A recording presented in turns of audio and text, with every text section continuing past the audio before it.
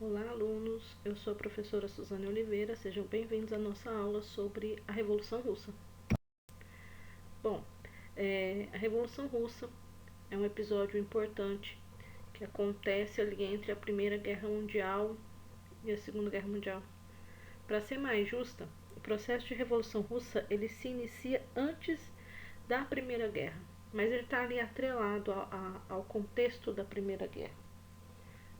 Ele faz parte desse contexto. Então, o início do século XX, dentro de todas aquelas inúmeras transformações que aconteceram no início do século XX, a gente tem a Revolução Russa.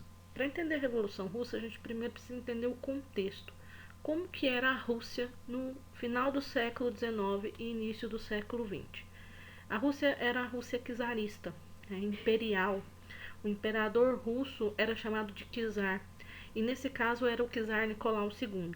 Vinha já de uma longa dinastia de grandes imperadores. Essa Rússia czarista, a Rússia do Nicolau II, era uma Rússia extremamente contraditória, porque internamente era uma Rússia que ainda carregava muitos aspectos que lembravam estruturas políticas e econômicas do período do feudalismo ainda, e externamente era uma Rússia que queria participar daquela corrida imperialista do neocolonialismo. Internamente, ela ainda estava muito atrasada, o seu processo industrial estava engatinhando, ela tinha inúmeros problemas de desigualdade social e de desigualdade de renda, problemas sociais, problemas econômicos, e externamente ela queria provar para o mundo que era uma grande nação, um grande império, e queria fazer frente com nações e coroas que estavam muito à frente dela, nesse sentido. Então, por conta disso, a Rússia czarista do final do século XIX e início do século XX é uma Rússia extremamente contraditória. Aliado a essa questão, a toda essa contradição e a todos os problemas econômicos e sociais que a Rússia vivia, tem a falta de prestígio da família real. Então a gente tem aqui na Rússia desse período o czar Nicolau II e a sua família. E essa família não é uma família real muito querida por seus súditos. Né?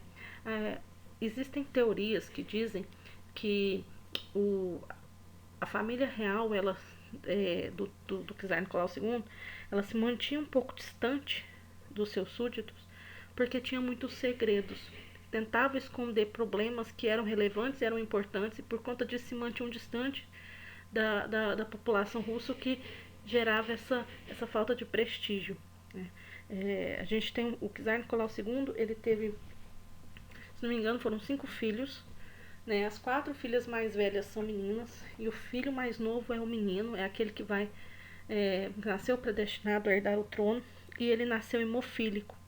Ele tinha uma doença muito grave, muito séria, que a família real não queria que as pessoas soubessem que o príncipe era hemofílico, que o futuro rei tinha uma doença tão séria. E para esconder essa situação, eles acabaram se afastando dos seus súditos. Né? E isso gerou essa falta de prestígio da família real. Dentro da corrida imperialista, o czar Nicolau II ele toma uma atitude que vai desagradar muito aos russos, que é a participação numa guerra russo-japonesa. O que é isso? Os russos entram em guerra, em conflito com o Japão. Só que o Japão é uma nação, nesse período, superior à Rússia belicamente. E os russos começam a perder essa guerra.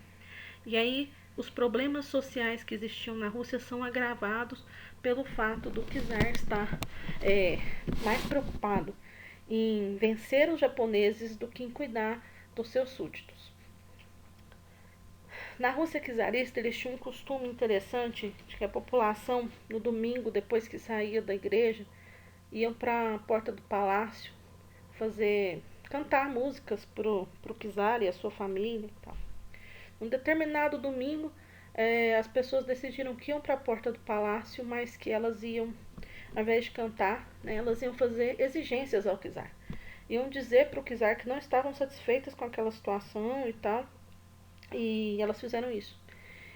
Por conta de uma falha ali de comunicação entre o czar, o exército, enfim, foi ordenado que o exército atacasse a população, porque teoricamente a população estaria armada e tentando invadir o palácio, enfim. A população, né, composta ali por idosos, por mulheres e crianças, acabou sendo chacinada nas portas do palácio. Esse episódio ficou conhecido como o Domingo Sangrento e ele contribuiu muito para que esse desprestígio do czar Nicolau II fosse amplificado, aumentado e chegasse num ponto insustentável. Em 1905 começa ali um ensaio revolucionário. O que é isso? Depois do Domingo Sangrento, as insatisfações com o governo do czar Nicolau II foram ficando cada vez mais insustentáveis e ele precisava resolver esse problema. E para resolver esse problema, ele tentou criar medidas que ele julgava serem mais populares. Essas medidas estão dentro de um documento chamado Manifesto de Outubro. Dentro desse manifesto, ele cria os chamados sovietes, que eram conselhos de trabalhadores, organizações de trabalhadores que iriam representar os interesses desses trabalhadores junto ao czar. Em 1906, ele instaura a Duma, uma espécie de parlamento. Ele cria uma monarquia parlamentar. E mesmo assim não adianta em nada.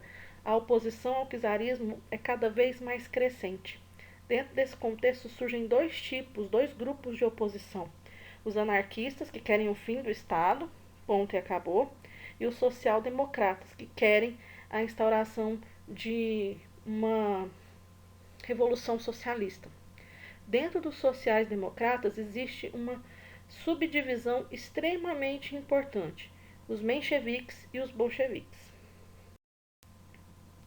Os mencheviques, dentro desses sociais-democratas, eram um grupo que tinha minoria de representação nesse congresso. Eles eram marxistas ortodoxos e pregavam o desenvolvimento e o amadurecimento do capitalismo para depois chegar ao socialismo. Os bolcheviques, por sua vez, eram a maioria no Congresso e eram mais radicais. Eles defendiam a revolução socialista pura e simplesmente e pregavam a instauração de uma ditadura do proletariado e uma aliança entre os operários e os camponeses. Os bolcheviques eram liderados por Vladimir Lenin. Não se esqueçam desse nome, ele é extremamente importante. O colapso do czarismo. Bom, nesse contexto de tanta insatisfação da população russa com as medidas e decisões tomadas pelo czar Nicolau II, ele toma uma última decisão que vai desagradar muito a população russa, que é a entrada na Primeira Guerra Mundial. Os russos entram na Primeira Guerra Mundial e sofrem uma sequência de derrotas.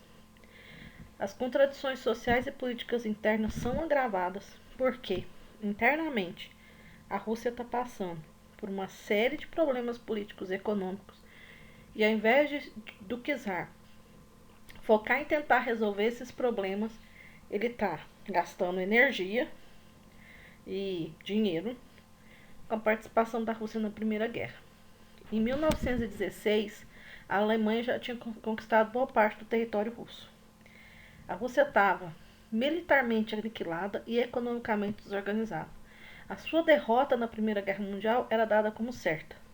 Por conta disso, em 1917, começou uma série de greves e de manifestações no território russo contra o czar Nicolau II.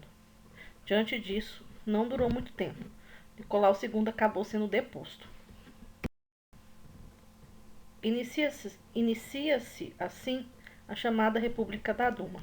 Aqui a gente vê dois processos revolucionários nos quais se divide a Revolução Russa propriamente dita, que é a Revolução Menchevique e a Revolução Bolchevique. Em 1917, com a deposição do Nicolau II, foi criada a República da Duma. Aquele antigo parlamento criado pelo próprio czar Nicolau II acabou se tornando a instituição responsável por administrar e governar a Rússia. As lideranças mencheviques da época, Lovov e Kerensky, acabaram se alternando no poder como representantes do Estado russo. Entretanto, essa República da Duma ela vai durar apenas alguns meses. Ela vai acontecer até novembro de 1917. Um dos grandes erros da República da Duma foi não atender às expectativas e necessidades da própria população. Mesmo tirando o czar Nicolau II do poder, a República da Duma não tirou a Rússia da Primeira Guerra Mundial. Isso aumentou em muito as insatisfações da população. Ao mesmo tempo, uma liderança política bolchevique acabava se tornando cada vez mais popular. Era o Lenin. E diante dos apelos da população, ele escreveu um documento chamado Teses de Abril. As Teses de Abril, entre as muitas coisas que ela propunha, era uma série de reformas que o Lenin dizia que o Estado russo deveria fazer para atender os anseios da população russa. Dentre essas reformas, ele tinha como grande lema paz, terra, pão. O que ele dizia? Que a Rússia deveria ser retirada da Primeira Guerra Mundial, que uma reforma agrária deveria ser feita para melhorar as condições de vida dos camponeses e que as indústrias russas deveriam ser nacionalizadas para ampliar o consumo dentro da Rússia. Além disso, o poder, de acordo com Lenin, devia ser exercido pelos sovietes, ou seja, pelos trabalhadores. Essas eram as propostas das Teses de Abril, que tem uma frase bem emblemática: todo poder aos sovietes. No dia 7 de novembro de 1917, aconteceu a Revolução Bolchevique. Os bolcheviques tomaram o poder e depuseram a República da Duma. Nesse momento, o poder foi transferido para a mão dos sovietes e ele era exercido por um Conselho de Comissários do Povo, liderado por Lenin. Esse conselho vai acabar formando também o chamado Partido Comunista. O Lenin, na época, tinha dois grandes aliados, dois grandes suportes ao seu poder, que era o Trotsky, que cuidava dos negócios estrangeiros, e o Stalin, que cuidava dos negócios internos. Um pouco mais para frente, esses dois nomes vão retornar e vão ser também muito importantes. De 1917 a 1924, quando ele assume o poder ali, diante do golpe bolchevique, uma das primeiras medidas que ele toma é a nacionalização das indústrias e dos bancos estrangeiros, a redistribuição das terras e o armistício com a Alemanha. Ou seja, a Rússia assinou um documento saindo da guerra e reconhecendo a vitória alemã sobre ela. Pagou a indenização e saiu da guerra. O poder de Lenin também gerou algumas oposições, né, que era o caso dos mencheviques e os czaristas. Os opositores do Lenin acabaram recebendo o nome de russos brancos, e aqueles que apoiavam Lenin foram chamados de russos vermelhos. Já no início do seu governo, deu início uma guerra civil entre os russos brancos e os russos vermelhos. Nesse momento de guerra civil, Lenin achava que era necessário, que era sua função, seu papel, fortalecer economicamente e politicamente a Rússia. Para isso, ele tomou uma medida muito drástica que a gente chama de comunismo de guerra. O comunismo de guerra aboliu o uso de moeda e a economia de mercado e centralizou a produção. O que significa isso na prática? A moeda deixou de circular, a produção passou a pertencer ao Estado e não havia a troca de mercadorias, o consumo, o mercado. Ele suspende a economia russa e instaura no lugar o chamado comunismo de guerra. Por conta disso, a produção e a economia fica em suspenso. O Lenin já é uma figura de poder extremamente importante. Politicamente, a Rússia já está centralizada nas suas mãos, mas economicamente existe uma crise no abastecimento e revoltas camponesas. Diante desse cenário, para resolver os problemas econômicos, Lenin cria a NEP, a nova política econômica. Essa nova política econômica se tratava de um planejamento estatal econômico que combinava elementos do capitalismo com os princípios socialistas. Ele estimulava a pequena manufatura, o pequeno comércio e a venda livre de produtos produzidos pelos camponeses. Ele motivava a produção e garantia o abastecimento, e fortalecia o Estado. Em 1923, Lenin criou a União das Repúblicas Socialistas Soviéticas, a URSS. Essa união, ela conseguiu concentrar diferentes regiões que pertenciam ao antigo Império Russo, transformando essas regiões em repúblicas federativas socialistas. Em 1924, Lenin morreu de causas naturais, e depois da sua morte, houve uma disputa de poder entre os seus dois grandes aliados, o Trotsky e o Stalin. O Trotsky ele defendia uma revolução permanente, já o Stalin pregava a consolidação interna da revolução. Depois de uma série de conflitos e de jogadas políticas, Stalin consegue vencer a concorrência e toma o poder. De 1924 a 1953. A partir de 1928, Stalin começou o processo de socialização total. Ele pôs fim à NEP, que era a nova política econômica estabelecida pelo Lenin, né? E criou os planos quinquenais. Esses planos quinquenais previam a planificação completa da economia. A ideia era o seguinte: coletivização agrícola, modernização da indústria sob o controle do Estado. Todos os meios de produção, sejam eles urbanos, industriais ou rurais, agrários, pertenciam ao Estado. As pessoas trabalhavam agora para o Estado russo, para a União Soviética. E tudo aquilo que era produzido era controlado pelo Estado. Ele assumiu também integralmente o controle sobre o Partido Comunista e livrou-se de qualquer oposição. Esse é o período das grandes perseguições políticas. Não que no período do Lenin não houvessem perseguições políticas, haviam sim, mas no período do Stalin essas perseguições elas foram intensificadas. Tanto que dentro do próprio Partido Comunista as pessoas vão ser perseguidas por Stalin por significar para ele algum tipo de perigo ou ameaça. Né? Então, dentro do próprio Partido Comunista, quem não concordava com alguma medida ou alguma atitude do Stalin era perseguido, era preso, era torturado, era assassinado, morria, enfim. Tá? Então, as perseguições políticas elas são acirradas.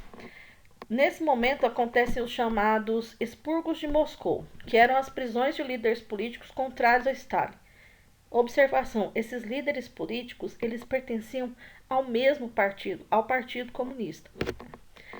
A maioria das pessoas que sofriam prisões políticas nesse período eram mandadas para a Sibéria, para campos de trabalho forçado no frio extremo. Poucas delas voltavam. Outra questão interessante era a manipulação de informação. Dentro da Rússia stalinista não era possível falar sobre o que o governo fazia, sobre as coisas que estavam acontecendo. Em vários momentos, Stalin modificou informações para justificar suas atitudes. Tá? Manipulou dados, até mesmo de documentos oficiais. A partir de 1930, a própria estrutura, história política mundial começa a se modificar. Surgem as ideologias nazistas e fascistas na Europa. E essas duas ideologias elas se opunham ao socialismo. É assinado o Pacto Anticominter ou Pacto Anticomunismo entre a Alemanha, a Itália e o Japão, que acabam culminando na Segunda Guerra Mundial. E todas essas transformações, esses elementos vão impactar no governo do Stalin e nos rumos que a União Soviética vai tomar. Sobre a participação da Rússia na Segunda Guerra Mundial e o fim da União Soviética são assuntos para as próximas videoaulas. Qualquer dúvida, entre em contato pelo e-mail. Essa videoaula vai ficar disponível no site Mural da História. Até a próxima!